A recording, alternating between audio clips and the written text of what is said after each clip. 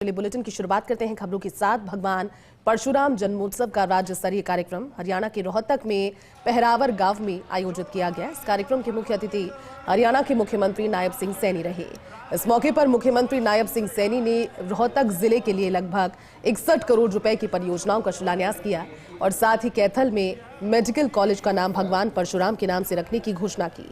CM Nayab Saini ने गौड़ ब्राह्मण विद्या प्रचारिणी सभा को 51 लाख रुपए दान देने की भी घोषणा की। इस मौके पर सीएम नायब सिंह सैनी ने कहा कि जब अधर्म बढ़ता है तो देवता अवतरित होते हैं। भगवान परशुराम ने भी अधर्म के खिलाफ लड़ाई लड़ी थी।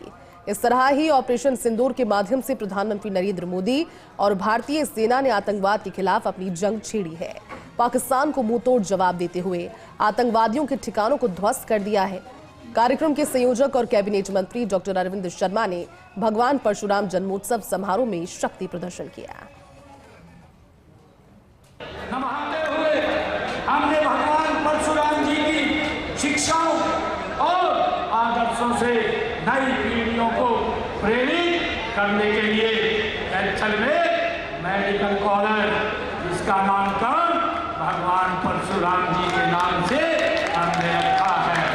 भाइयों, मुझे खुशी है कि भगवान परशुराम जी के जन्मोत्सव पर हमने राजपत्रित अवकाश का भी प्रावधान वो हमने किया है।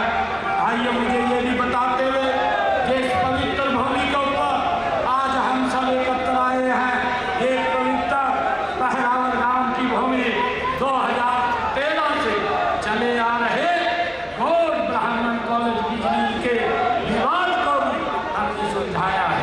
भाइयों, अभी आदरणीय डॉक्टर अरविंद शर्मा जी इसके ऊपर एक टिप्पणी कर रहे थे और ये कह रहे थे, कुछ लोग इसका श्रेय लेने की बात कर रहे थे, परंतु इसकी समस्या का समाधान और इसको क्लीन करके आज एक पहरावर की पवित्र भूमि ये ब्राह्मण समाज को, गौड़ ब्राह्मण समाज की शिक्षण संस्थाओं के लिए आज ये दे दी गई है। उस समस्या का समाधान कर दिया।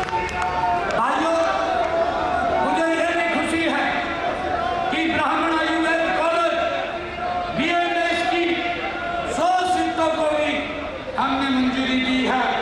इनकी कक्षाएं भी वो शुरू हो गई। ईबीबीजी जो इकोनॉमिकली वीकर सेक्शन है, उस पर भी हमने चर्चा की। मोहनलाल बड़ौली जी आपने उस पर भी विशेष रूप से ध्यान देने की बात है। जो आर्थिक आधार पर जो सीटें हैं उसका भी आप लोग, मुझे पूरी उम्मीद आप ध्यान करेंगे।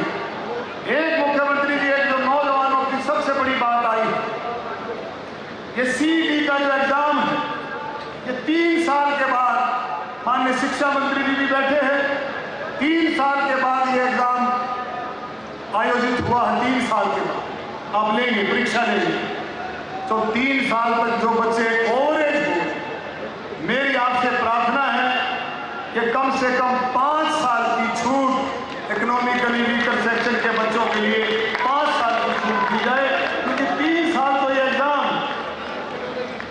ये डिले है, आप लोग देखें इसमें।